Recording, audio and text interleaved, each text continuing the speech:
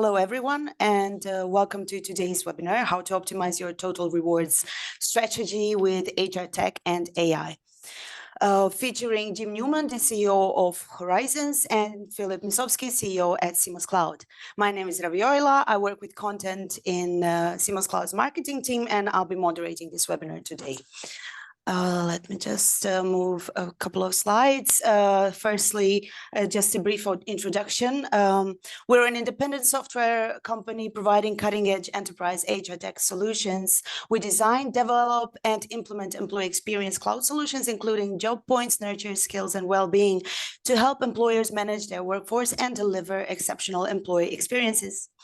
We've been delivering integrations on public cloud platforms for over a decade with technical and business support from our partners at SAP, Microsoft, and Oracle. In 2013, we were accepted into SAP's Cloud Development Accelerator, and in 2018, we won the SAP Pinnacle Award. In 2020, we became an SAP endorsed partner and joined SAP's Premier Partnership Program. Okay, here's a brief overview of Seamless Cloud's products that support organizations in today's dynamic business landscape. Job points, nurture, skills, and well-being. These are comprehensive solutions that constitute Seamless Cloud's employee experience suite. Together, these platforms drive employee engagement, foster growth, and create thriving workplaces.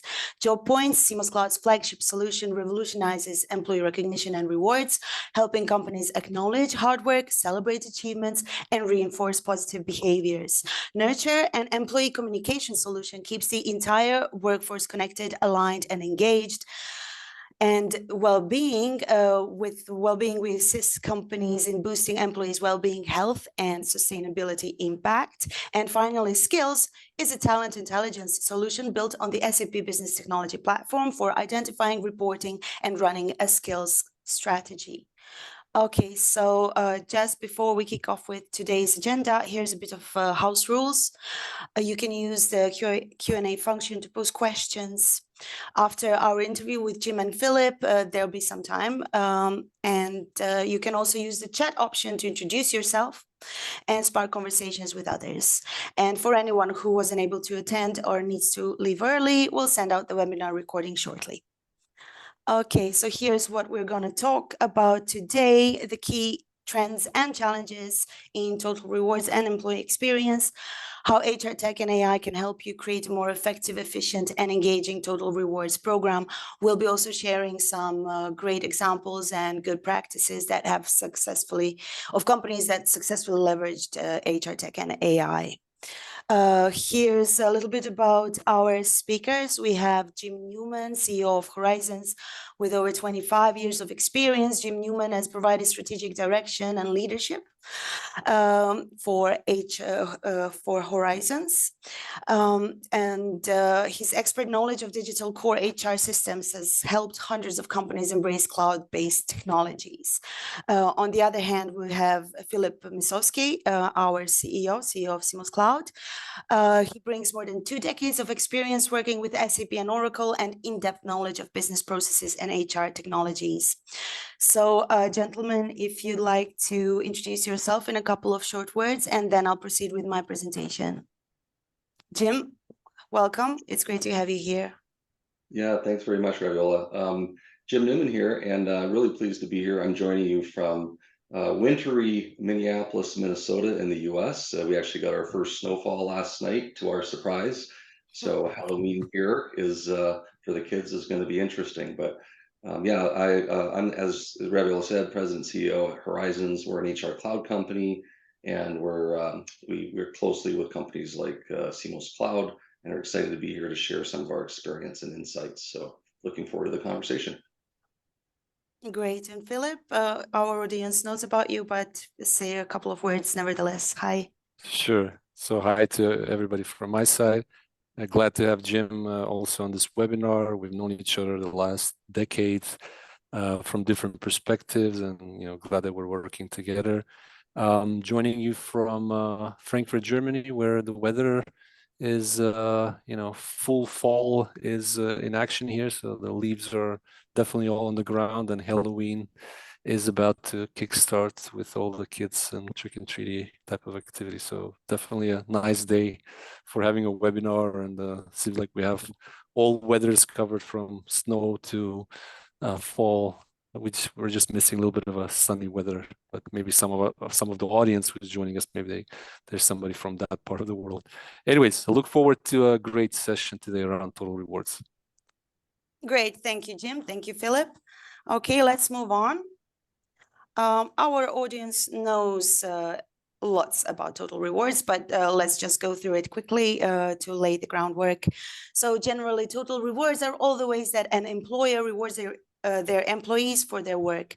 This doesn't only include salary, but also other benefits such as healthcare, retirement plan, vacation time, training, recognition, rewards, vacation time, and career opportunities. And these are designed to motivate, attract, and retain employees. Okay, here we have some interesting quote from Sherm. Recognition, which is quite an essential part of employee experience, and the lack of it is the number one reason most professionals leave their jobs, and that organizations with recognition programs had 31% lower voluntary turnover and were 12 times more likely to have strong business outcomes. Here in the next slide, just briefly, why are total rewards important? Because a well-designed and aligned total reward strategy can help you achieve three main objectives. Firstly, it helps you attract, retain, and motivate talent. Secondly, it helps you align employee behavior with organizational goals. And thirdly, it helps you create a positive work culture and a very, very outstanding employee experience. Here we have another quote. Just a second. Okay, so Deloitte states that high-performing firms use total rewards efficiently while others do not, and there's a stark difference between these. High-performing firms are more likely to have a formal total reward strategy and align their rewards with their business strategy, offer flexible benefits and wellness programs, and measure the effectiveness of their reward programs. Just briefly about the trends and challenges in total rewards in the post-pandemic era, which brought a plethora of challenges. Here we have remote work, hybrid work models, gig economy, skills gap, diversity and inclusion, employee well-being, social responsibilities, and many other factors that cause this disruption in the way HR professionals envision total rewards. And all these changes have implications for total reward strategies, and employers now need to rethink how they approach these and need to further personalize their offering in order to satisfy the workforce. And also we have another challenge is the cloud technology, a switch from the way things were, the ability to scale, collect data, analyze, and all that the cloud technology brings us is now available, and this has caused a significant change. Okay, let's move on to the next slide. In PwC survey from 2022, 38% of HR professionals stated cloud transformation of HR systems to be one of their biggest challenges. However, only 17% stated that AI or machine learning implementation is a challenge. This suggests that many of the HR professionals nowadays are not fully aware or quite yet prepared for the impact of AI on their total reward strategies. Okay. Historically, when we're talking about the cloud technology and HCM providers, we're talking about the last 10 years. Our partners, SAP, Oracle, Microsoft, most of them entered the cloud sphere in 2012. SAP launched its SAP SuccessFactors in 2012. Oracle launched Oracle HCM Cloud in 2012, and Microsoft launched Microsoft Viva in 2021. And now we have HR in tech rapidly evolving, and our guests today will discuss that in detail. Here we have another quote that 33% of HR teams have reported usage of some form of AI technology, and 41% are actively building mobile apps to deliver HR services. This is all good to know because we need to know what the trends are, what other HR professionals are doing, and just generally how the world of work is going forward. Okay, so briefly here, just gonna talk about how the cloud technology introduced some significant changes for total rewards. Before total rewards moved to the cloud, we have these challenges that compensation and benefits were the primary focus, while other aspects of total rewards were neglected or simply undervalued. Rewards were standardized and fixed for all employees. There was very, very limited personalization options. Systems and processes were disconnected and siloed. No way to integrate across the organizations, which is quite significant for big enterprises that operate on several countries and continents. Communication and delivery were limited, and employees were not aware of their total reward offerings in most cases, and which greatly impacted the employee experience. However, with the cloud technology, now employers can provide personalized rewards tailored to individual preferences, align rewards with performance and potential, manage total rewards in an integrated and cloud-based way, communicate these total rewards offerings to employees, and thus improve the employee experience. And finally, I'm going to leave you with these final statistics that HR professionals find that some of the main benefits of core HR on the cloud are that more employees are using it. There's greater HR control, improved data security, productivity, and increased employee engagement. And with this, I'm going to leave you to it. Gentlemen, I'm going to now introduce the Q&A section. I'm going to be asking questions. You will take turns in moderating and hopefully open up a dialogue that's going to be engaging and useful for our audience. Are you ready? Always. Okay, great. I would like to start with the first question, and it's how can a total rewards dashboard that integrates data from multiple sources, because now we have integrated this data and systems integrated nowadays. So how can a total rewards dashboard provide insights and recommendations for employees and for managers to help improve the employee experience? I'm not sure who'd like to start answering this one, so maybe we can go alphabetically this time and start with Philip. Sure. So first of all, Raviola, thanks for the great fundamental explanation of where we are with HR systems, and particularly with total rewards as a discipline, as a function. I'd like to start that if we look at the history, the first software application ever created was a payroll system. Back then, the workforce was very, let's say, labor hourly driven type of a environment we were living in, where the automation and receiving your paycheck and the payroll execution was key. And obviously, the next big trend after that was building a compensation system, which is the design, the logic of what people should be receiving, independent if they're working in the office or working as a deskless. Now the popular term is deskless or worker. That there's a proper compensation strategy, and then there were new benefits being added. So then compensation, became more filled with more benefits, and that was kind of the core of, let's say, 20 years ago, the total reward strategy. But then the realization was like, wait, there's actually more than just benefits and compensation that people care for, and there's this something called company culture, or organizational culture, and values and behaviors and things of that really assure that the work gets done, and people do not just go to do their job just for their paycheck. There's actually bigger goals and aspirations that individuals have, but also the teams and organizations.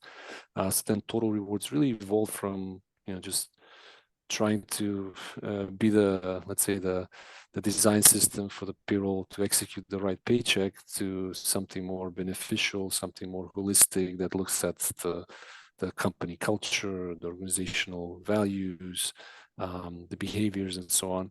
And also more and more, as we see skills becoming very important, particularly now in the AI stage, how does skills and career really change, and how does that impact the total rewards strategy? So a total reward system or a dashboard has to integrate multiple sources by default.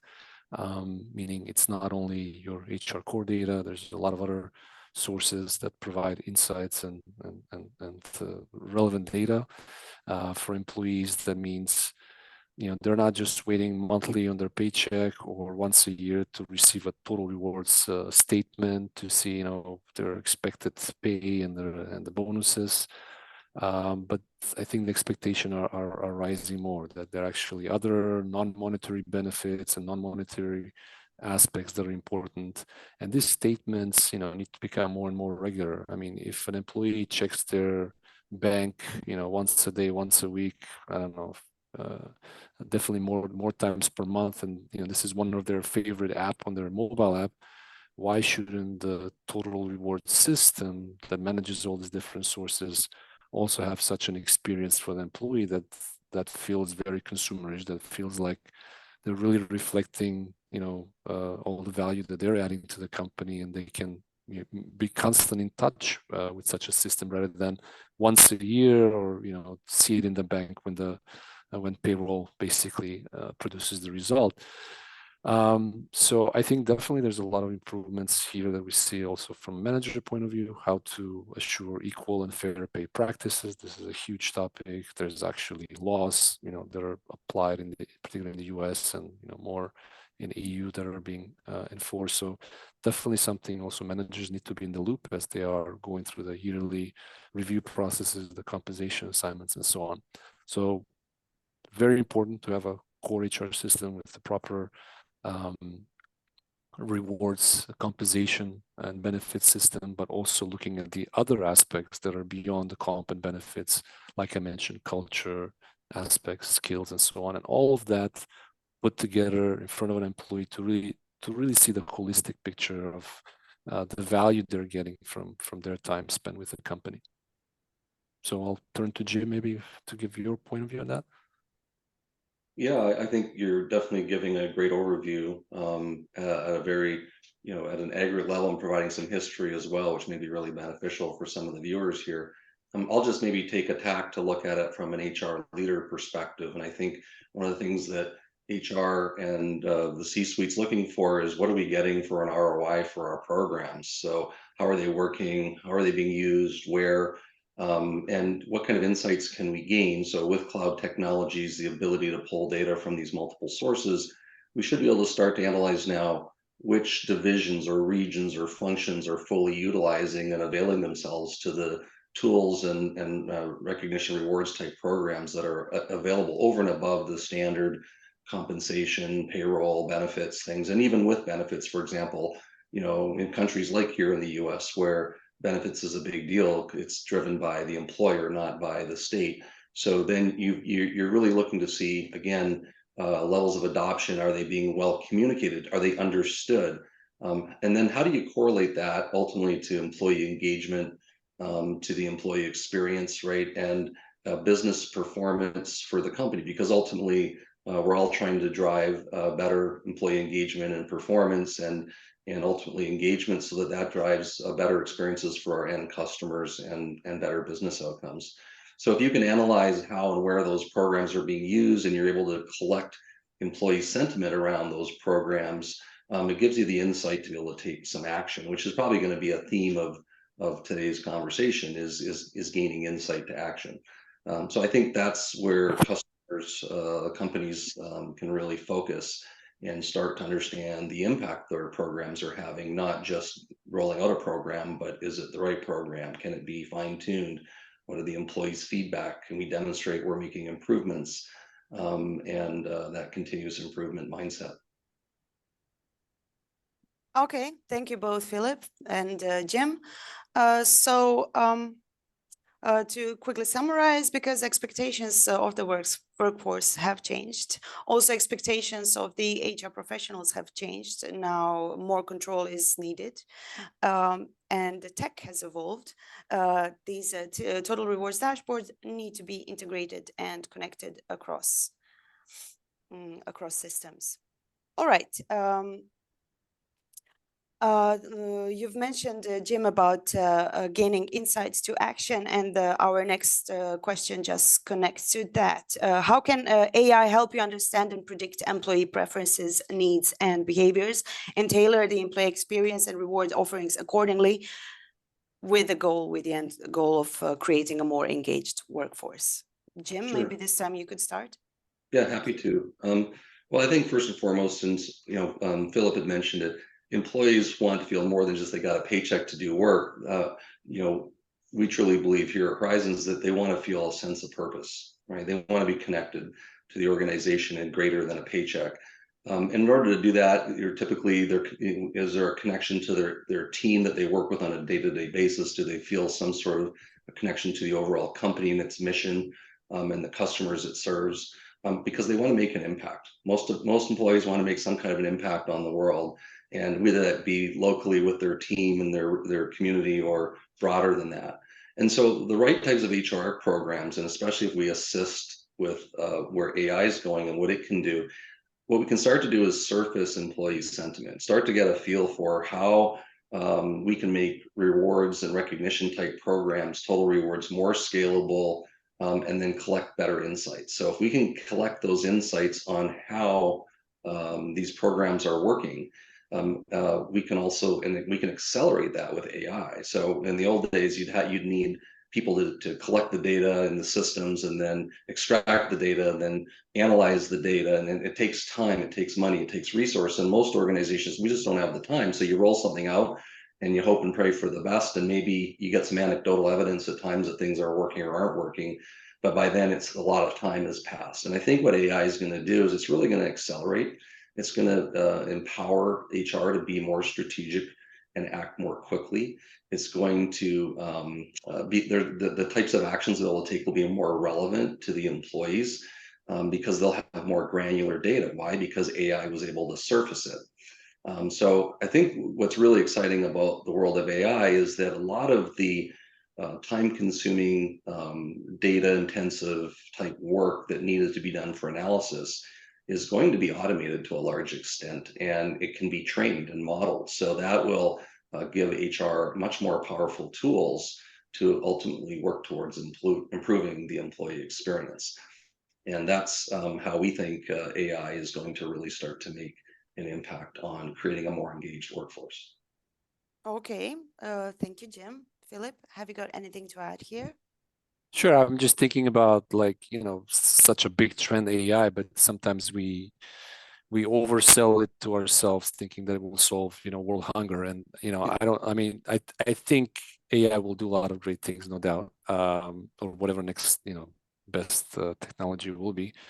Still, we are human, and we still have to have our, I don't think anybody can predict our own preferences to the level of detail, but certainly certain things can be predicted. So if we look at, younger employees entering the workforce in their 20s or even 30s, the needs for compensation and benefits are different than somebody that's in their 40s or 50s. Not to generalize, but we can check if they're single, if they're married, if they have kids, right? These are the things that we can already tell from a system, from the HR core system, and kind of offer and provides the relevant compensation and benefits that are right for their situation, which, if I recall, in my career in the last 25 years, I think it was all just a general one big total rewards package, independent of, where you were located. Or, okay, maybe we're from a location point of view, you have to follow some laws, but from an age, from a life situation, that I don't feel like there was any difference when I got kids or before I got kids. So these are the things that I think we will see a big impact in what we offer on the comp and benefit side. And if we go up the stack around culture and recognition, same thing. Like, we know that millennials and younger colleagues, they need more recognition. So the managers will get prompted to say, hey, recognize your younger colleagues a bit more often, because they haven't received recognition, because they expected more, right? Versus a more experienced colleague that, comes from a different generation. And it's not that they need to be every day thanked about every work that they do, right? Formally or informally.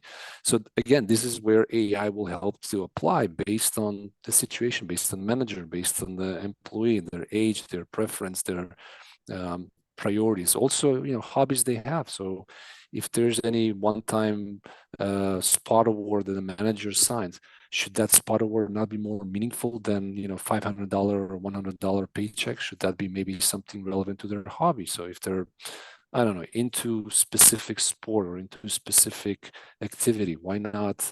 Or a specific fan of a club, so why not send them an award that's really personalized and tailored? This is where I think AI will definitely help. I don't think it will solve all problems because we're humans and we're much more complex than we think. But definitely the potential is there to have an impact on our total rewards, let's say, programs. Yeah, and I like what you're saying about how it can benefit the managers and like prompting them with, hey, this generation may want more recognition more frequently than other generations. And so can you do things in the systems and solutions to prompt things to drive behavior? And again, Exactly. I was saying to collect insights, but you're right, it's not going to solve the world's problems, but it should accelerate and it should help us drive behavior. It should help us to collect insights into behaviors and then shape them to shift cultures in the direction we want them to go ultimately, and improve just classic HR programs, maybe tailoring benefits. I know in the US, for example, you may have different benefits offerings. So you have a menu type arrangement where the employee picks what's best for them given their particular life circumstance. So those things, and AI can sometimes surface that nowadays and say, hey, this benefit program might fit based on the 3, 4, 5 questions you just answered, and we'd recommend you consider this plan versus that plan. Those things are available today, and that's where we're in the early days of it, but it's moving towards helping personalize the experience and choice for employees. Perfect. Perfect. Thank you. Okay, moving on to the next one. This is what you just talked about, but maybe you can give us even a more in-depth answer. How do you ensure that your total rewards approach is holistic and personalized for each employee? So how do you, in realistic cases, how do you take into consideration their personalized needs and unique situations? Maybe Jim? You want me to take a stab at that one? Yes, please. Well, I think we're in the early days of moving towards personalization. I think some areas of HR are in a better position to personalize than others. I think just the example I just gave about benefits. I mean, if you have multiple benefit plan offerings from providers then right away you're giving choice, so now you can somewhat personalize. And what Philip was saying, I know within job points, personalizing what type of reward I want to receive for the recognition I received. I like this, so I want this experience versus I want a gift certificate to a restaurant, or I want cash compensation. I think those types of choices are really powerful and really helpful to improve that employee experience. But if you look at it at a more aggregate level, I think we have to realize that a lot of companies are still struggling to move towards more in-depth personalization, just because the shift to the cloud, building the right HR cloud technology infrastructure is difficult, and we're still even struggling with what I'd call more employee-centric type technologies, like rolling out mobile.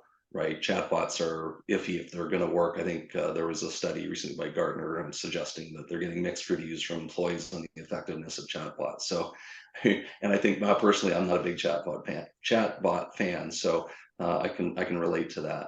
But I do think that what we're trying to move towards is we've had much success in the last 15 years in automating processes with cloud technology and unifying an experience, getting away from on-premise, being less reliant on IT. HR is more empowered than ever. So when you empower HR, it opens the door for opportunities to think more like HR and to think more about creating these personalized or more tailored processes and experiences. But the technology and budgets are typically a limiting factor. So when you think about overall HR cloud, a foundation is, as Philip was saying, it's kind of generic. Everyone kind of has the same experience, right? You log in the morning and you want to start your performance review, it kind of looks the same. Or if you want to self-service and change your address because you moved, it's the same for all. And in those cases, personalization may not be that important.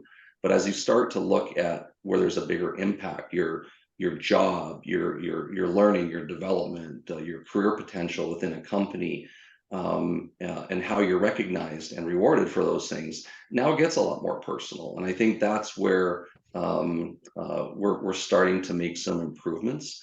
But I do think that companies have to step back and realize you can't do it in a vacuum. You can't just focus on total rewards. You have to have the full infrastructure. So HR as a function needs to build that and create that agility, because access to data and information, if you don't have that, if your systems are disconnected and you can't surface that data and gain insights from that data, then you're not going to be able to take advantage of some of the power of artificial intelligence and the capabilities that we can build into software now to surface that so that you can make those improvements. And I really do think that's one of the biggest barriers is process automation is a barrier. We're getting that removed. You get into defining jobs and skills required, that's somewhat being removed, but there's a lot of barriers there still that we're helping companies with. And then ultimately connecting it all so that you can connect the data. But AI will force and force the right types of questions so that HR asks itself, why can't I do that? And it's like, well, you're missing some of the infrastructure to get that. You want to personalize, you want all these great ideals deployed in your company, but you don't have the infrastructure to support it. So I think that's where we are today, and a lot of companies will have to partner with HR technology, HR operations to bring these programs to the table. That said, there's, like I said, there's some low-hanging fruit that rewards recognition, benefits, areas like that I think companies can take advantage of fairly quickly. Okay. All right. Thank you. Thank you, Jim. Philip? I just want to mention like one example that I feel like, in the past when companies were communicating their programs, they were just doing this massive blast to all employees. And anybody that worked for a large corporation, they have this feeling that anything that comes out of HR, it's almost feels like, a spam, right? It's like, you put it to the last that you will read at the end of the day or the week, right? And just because there was no real, availability of the data, right? So we didn't know like who are all our employees. Even today, I read some statistics like the companies still struggle to know like how many employees they have and who all they are. So if you have the problem, you got to solve first that problem before you talk about personalization and AI, right? So that's where we highly recommend, to get whether it's your success factors employee central in place, whether it's your Workday HCM or your Oracle Cloud HCM, whatever is the core system of record and one single source of truth, you got to get that in, right? Because you got to know your employees, who they are, where they live, and the basic master data about themselves. And then the next thing is, as you're building this total rewards programs, there may be something that applies to all of them, like the 80-70%, but then the other 20-30% of specific programs that you build, they can range based on the location, based on specific even micro locations, city, state. They can be specific based on a gender, if it's something more for female versus male. It can be based on age, if there's something applicable more for male between 20 and 30, or for female above 40 and 50, they should do certain well-being check or not. And this is where I think the communication piece then will not feel like it's a big spam, that everybody gets spammed about some health benefit or this benefit, right? But it's really personalized, and in the communication you will see not just addressed by dear Jim, right, but dear Jim, based on your location and the pay grade and what we see from the history of of your career, we believe this and that benefit or this and that program can be applicable for you. Why not give you feedback? Why not try? And I think that's the level of personalization and communication we'll see more and more, that will become more effective than this kind of we have thousands of programs and very few or nobody knows about all of it, right? That's kind of the frustration that we see or hear from customers today. Okay, so when you have a workforce that is spread out across continents, across countries, you need to take into consideration some of the local and global regulations and standards. So what are some of those local standards or regulations that you need to comply with when designing and delivering a total rewards program? Maybe Philip, you can start with this one this time. Look, I mean, honestly, not my core expertise, but for sure, those who are in the total reward space, they know that there are emerging standards and rules and regulations. I mentioned around the whole equal and fair pay practices that we see in the U.S. and the EU. They are emerging, and companies have to adjust. So compliance is a big thing, not just in payroll, but also across, let's say, the HR stack, and they just have to be followed. But then, on top of these standards, what are the things that you can differentiate as a company that you do more than just complying, because everyone needs to comply, like the data privacy, GDPR. When was it? 6, 7, 8 years ago. I've even forgotten. Everything pre-COVID feels ancient these days. But when GDPR came out, then suddenly everybody had to comply. Now what do you do on top of it? So besides saying that we have transparent pay practices and we publish, let's say, salary ranges and that kind of stuff, what else do you do internally to show the equal and fair pay practices? So I would say a lot of work for sure to keep up with regulation and compliance, but then there should be some effort left to also not just communicate, but also do more around than just complying. I don't know, Jim, if you want to add something here from your experience that you see with customers. Sure. Yeah, and I'm not going to profess to be an expert in all local and global regulations, but I don't know that anyone is. But I do think that being very aware of the importance of data privacy, compliance, local regulations, and then ensuring that the infrastructure that you're building, the cloud technology, the relationships with the partners that you select can support you in that endeavor, so that you can focus on the internal issues that you want, which is improving the workforce, improving employee engagement, rewarding, developing, growing your workforce to meet the business objectives. And I think therein lies the challenge, is that so much time and attention gets diverted towards ensuring we're compliant and following all the local regulations. So can technology and the right partners help you navigate that and take some of the load off, right? And make it easier for you to take on that responsibility. That's the challenge, and that's an ever evolving part of HR, because we are a very compliant focused function, and we're governed by so many regulations, and rightly so, especially with the world as it is today, and with all of our data being out in the cloud somewhere. I think it is really important that HR is versed in this and not just over dependent on someone must be looking after this, IT, legal, right? I mean, no, HR has to be more knowledgeable and understand how the infrastructure that is in place or not in place is or could be supporting that. So I think that's what's the most important component. Oh, thank you, thank you. So empower the HR professionals with this knowledge. They need to be aware of the local regulations. Okay, thank you, Jim. Moving on to the next question. How can HR tech and AI help you manage the costs and risks of rewards programs, such as budgeting, forecasting, auditing, and reporting? Well, I'll take a quick stab at it. I mean, I think what we're trying to do across all facets of HR is help HR improve its service delivery, help it improve its programs, build process efficiencies. And that's kind of table stakes nowadays, right? We want to be able to develop and deliver, deploy programs that can be adopted in an efficient way, so HR can oversee, govern, and manage this.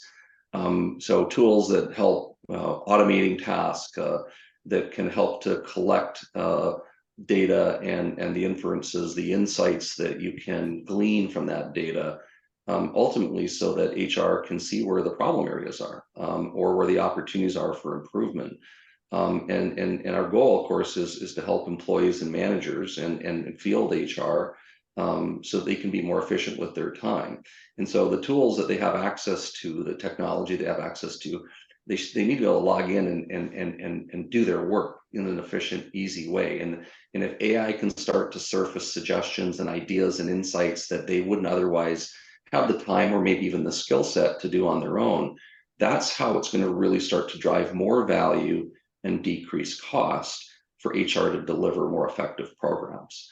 And I think that's where we're going. And it's an exciting time for HR because a lot of our time does get bogged down in regulatory compliance, process, administration. So how, if we want to be delivering higher value HR value added services and more strategic propositions, we need to be enabled with technology like cloud technologies and the advent now of artificial intelligence being integrated into these technologies to make all of these things easier to process and administer. And empowerment's a big part of it too, because we ultimately want to see where employees can take action, managers can take action for themselves, so that there's more of that self-service mindset and capabilities, and even the little reminders that Philip was mentioning earlier, like we should recognize your employees here. Here's some ideas and suggestions, so they don't always have to think of everything for themselves. We still need human beings to do a lot of the work and build the interpersonal relationships and understand the context for whatever it is that's going on. But HR tech and AI is really going to help managing the costs of deploying these programs, these rewards programs, and ensuring that they have insight into what's working and not. And that'll help with budgeting and forecasting. And ultimately, maybe there's going to be automated ways to perform audits and generate insight into where you might have compliance risk and whatnot. Never mind just scheduled reporting and maybe collecting insights from those reports. So I don't know that I have all the answers, but I know that we're moving in that direction, and that's an exciting time for total rewards and HR as a whole. Great. So, I mean, maybe just to add to that, we live in a age where all the companies are really focusing on their costs and trying to do more with less. When it doesn't matter if you're in a large enterprise or if you're in a startup that just 2 years ago got raised a lot of money.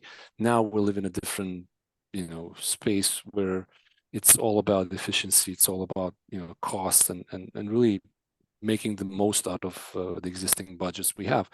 So that's one part. Like the HR tech will definitely look at the cost, and then there are these questions that total rewards professionals should ask themselves, like every year if there's a salary increase of 3 to 4%, is that more justified versus having a 1% of the total rewards budget that's reserved for, let's say, recognition and rewards aspects that will have a much more emotional impact than another 3 to 4% regular yearly increase with inflation, which will never be even felt, or so these are kind of the things that the HR tech will definitely assist for total rewards professionals to make some judgment based on data. The data should speak for itself.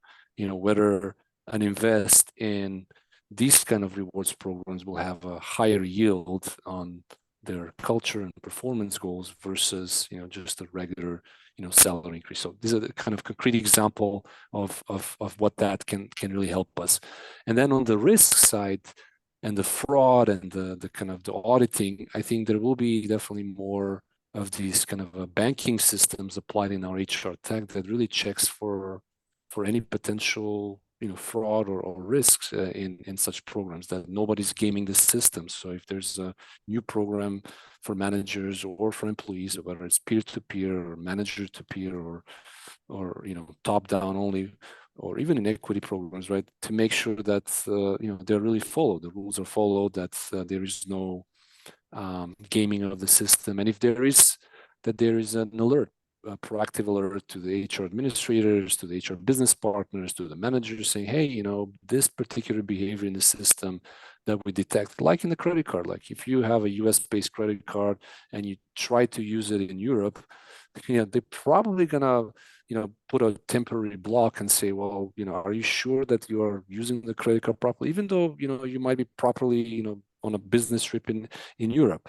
Same thing here. We will see more and more such intelligent system that they will not block the, let's say, the reward program or the recognition activity or some, some new program that you're rolling out. They'll say, hey, maybe we'll put it on pause and somebody should kind of give a look at it. And if it's kosher, if it's fine, then, go for it, right?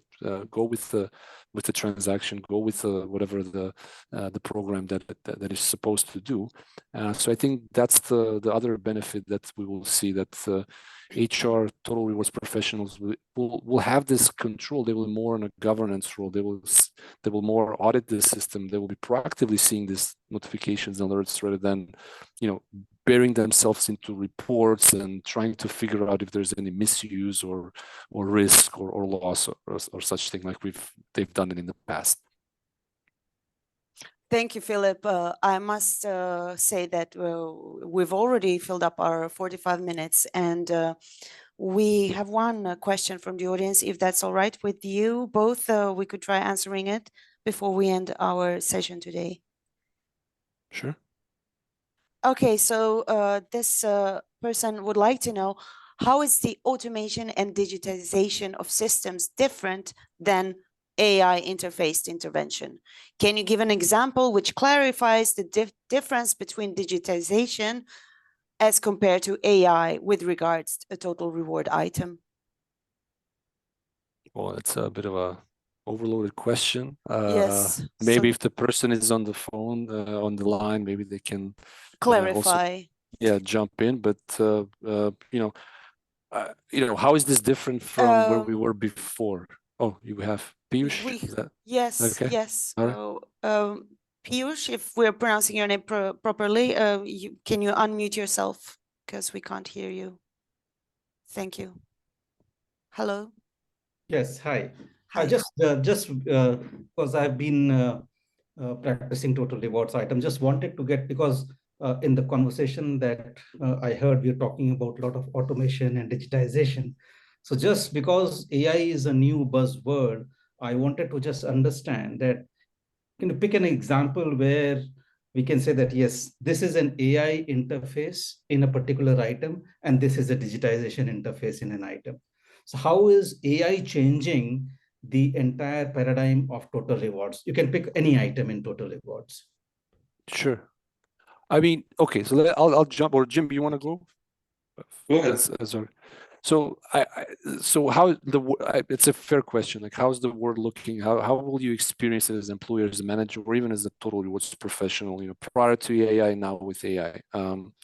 I think automation and digitization, this was really all about pre-thought rules, right? So somebody at SAP or Workday or Oracle, or even us as vendors, had to pre-think the logic of what system can or can't do. Like it was not like an unlimited system. There were only so many sets of configurations you can do, right? So in the case of total rewards, I don't know, there's so many specific compensation plans. There's so many specific bonus plans you can do. There were so many recognition and rewards programs you can configure, right? As an example. Whereas with AI, it's not only, I mean, what we see is this interface chatbot aspect, right? That, oh, now it's easier and convenient for employee manager or HR admin to ask anything. So for example, reporting, like before you had pre-canned reports around, salary, around demographics, around whatever HR core data or talent management data, right? Now you can literally ask the system, and the system on the fly will generate the report. They will generate the query that needs to go back. So it's nothing that a vendor pre-created before. It's something that is co-created with the user, so to say. So I think that's the big difference, particularly with the generative AI, because the generative AI is supposed to generate stuff, and the user is the creator. It's not the vendor who created it, and that's where it is, and that's where it stopped. So, for example, I'll give you even more concrete scenario in our industry. So, in recognition rewards, so I'm recognizing Raviola for hosting this beautiful webinar in such a professional manner, right? And then I need an image that kind of captures this the scenery that we enjoyed from the last 45 minutes. But I'm not a good artist and I cannot paint, but I need a nice visual, right? And then I asked the AI system to generate a nice, let's say, summary of our 45 minutes in one visual, and then that's part of the message, or the message will be improved by the AI telling me like, well, you just wrote "Thank you, Raviola," but that is not a meaningful, impactful recognition, because everybody can say thank you. That is so useless these days. In your email, you write thank you. Some people write best regards. Most of them write thank you. So it's really no value. You have to explain what's the impact that you want to have when you share that recognition with her, or even others if she shares it publicly on LinkedIn. So you have to say, what's the job done?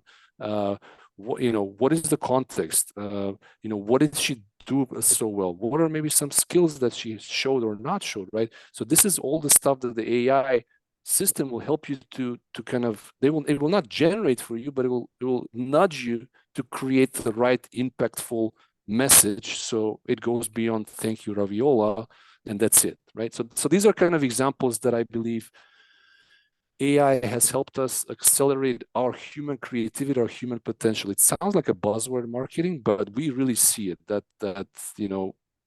prior to AI, it was all about rules and automation that the vendors could create, could come up with. Now it's all about the customer and the end users and the managers really to unlock their creativity to generate impact as they are the ones using the system. So I don't know if that helped, but Jim, I'll Yeah, well, I hand was it to going you. to add to that because I think you did actually a good job of trying to illustrate that, at least for me. I think that digitization and AI complement one another. They're not mutually distinct.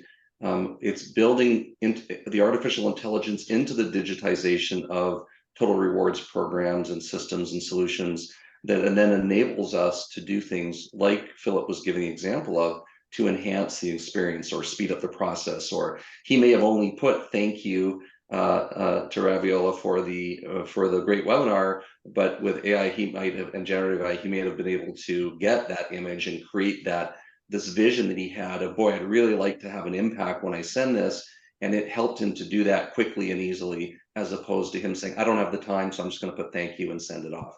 And I think that's the difference. It's speed, it's access to generate things or to provide insights, to review data en masse, and to organize that data and then ultimately provide us with insights. We'll still have to study and analyze that stuff as human beings, but it's just making the art of the possible easier.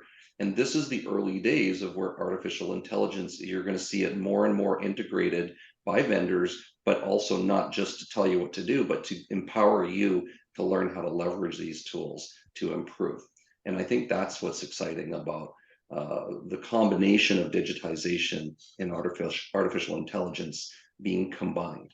And again, very early days, so you're going to see very small pockets of it, but I think that curve is going to grow in the coming years as the proficiency that organizations gain, HR, IT, vendors working together. And then that's the opportunity spotting, right? Hey, how can I make this better in total rewards? Challenge the vendors in HR and IT, and the next thing you know, new things are coming about because these tools are right at your disposal. This artificial intelligence, generative AI, etc. So it's a great question, because I don't know any of us has all the answers yet, but it's emerging. It's more than emerging. It's now here, and now it's figuring out what to do with it and how to apply it. Would be my best way to answer that. Great question. Thank you both for answering, and thank you, Piyush, for posing this very interesting question. It definitely did spark a conversation, and we hope that we have managed to answer some questions that you've had about how to optimize your total reward strategy with HR tech and AI. We hope that we gave you some ideas. Thank you very much, Philip. Thank you very much, Jim, for joining. And if you have any final words, you're free to share. If not, we'll close this webinar now. Just want to say thank you for everyone's time and attention. We hope it was of value, and thank you for hosting CMOS Cloud. We appreciate it. Thank you, Jim, also for taking the time. It's it was fun for me to be together with you to cover such topics, and look forward to a next opportunity where we can do it again. Sounds terrific. Thank you all. Great. Thank you all. Bye-bye. Bye-bye.